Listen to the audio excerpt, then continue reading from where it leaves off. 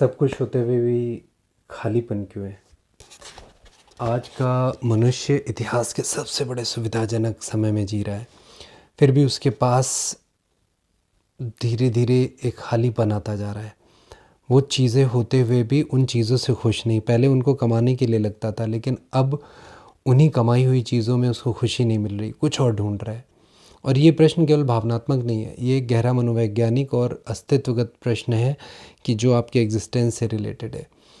मनोचिकित्सक एक हुए विक्टर फ्रैंकल, उनके अनुसार जब मनुष्य के जीवन में मीनिंग नहीं होती है, तब बाहरी उपलब्धियां भी उसके भीतर की शून्यता को नहीं भर पाती।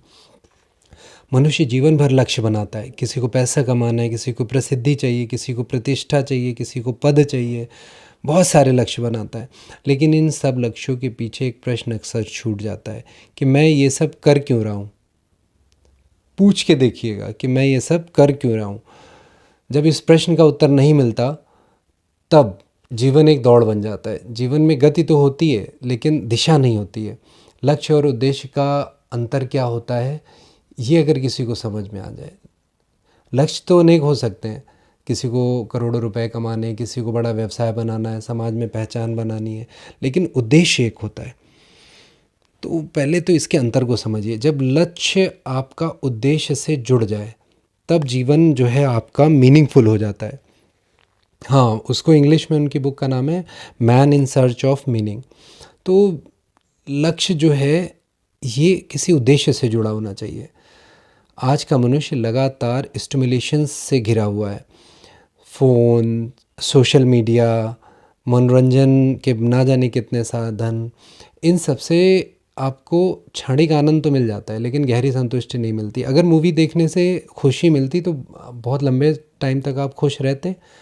इसलिए आज स्थिति बन गई कि संपर्क तो बहुत है, लेकिन कनेक्शन नहीं है। मनोरंजन बहुत है, लेकिन शांति कम है। उपलब्धियां बहुत हैं, लेकिन अर्थ कम है। ये वो स्थिति है जहाँ भीतर का मन धीरे धीरे पूछने लगता है, क्या जीवन केवल इतना ही है, या इसके बाद भी कुछ है? क्यों खालीपन लग रहा है? इसका असली कारण क्या है? अक्सर ये खालीपन तब पैदा होता है जब मनुष्य अपने आप से दूर हो जाता है। वो बाहर बहुत कुछ खोजता है, पर भीतर देखने का समय ही नहीं निकालता।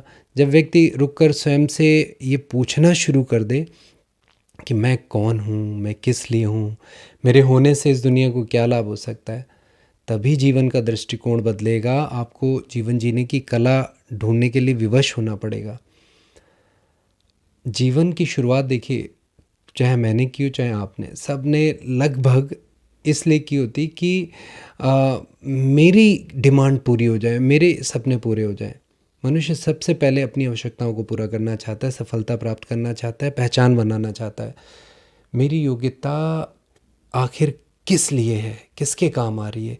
एक ऐसा भी समय आता है जब मनुष्य अपने आप से ये प्रश्न पूछता है, और यहीं से जीवन जो है चीज़ों को इकट्ठा करने से सेवा की ओर मुड़ने लगता है। जब व्यक्ति अपने जीवन को केवल अपने लिए नहीं बल्कि दूसरों के लिए उपयोगी बनाने लगता है, तब उसके भीतर एक नई ऊर्जा जन्म लेती है। उसकी इच्छाएं बदलने लगती हैं, वो दुनिया से कम मांगता है और देने की इच्छा उसकी बहुत हो जाती है। आप किसी भी महापुरुष को देखिए, पहले उन्होंने स्वयं खूब साधना की, फिर वो उसको पूरे समाज को दिया। ऐसे व्यक्ति के हाथ फिर प्रार्थना में उठने लगते हैं। मांगने के लिए नहीं उठते हैं, प्रार्थना के लिए, कृतज्ञता व्यक्त करने के लिए उठते हैं। उसकी वाणी जब खुलती है, उसकी ज़बान खुलती है, तो अपनी प्रशंसा के लिए नहीं खुलती, लोक मंगल की बात वो करने लगता है। वो ईश्वर का लोगों को अनुभव बताता है, परिचय देने लगता है। हर व्यक्ति में ईश्वर की झलक देखने लगता है। देखिए, गहरी समझ जो है वो बहुत बार, मैक्सिमम टाइम, गहरी पीड़ा से भी आती है। जीवन की गहरी समझ अक्सर सुविधा से तो आती नहीं, बल्कि अनुभव और पीड़ा से आती है।